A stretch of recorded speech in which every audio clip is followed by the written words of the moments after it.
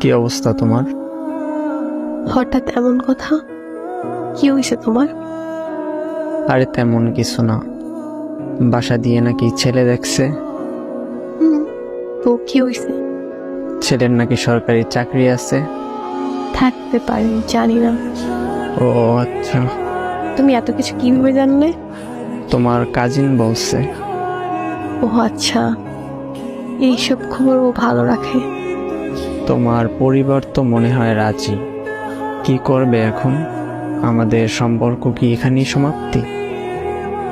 এই শোন, বিয়ে আমি করব, আমার পরিবার না। আর তোর এত কিছু কে ভাবতে বলছে? তোর সামনে পরীক্ষা, তুই পড়াশোনায় মনোযোগ দে। আমি তোর ছিলাম, তোর আছি, তোরই থাকবো। তুই পরীক্ষাটা দে আগে, তারপর হাত ধরে নতুন জীবন শুরু করব। সত্যি তো?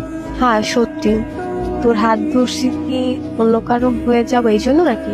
শেষ অবধি তোর সাথে থাকবো, এটা মাথায় রাখ। পড়তে যা এখন। আচ্ছা।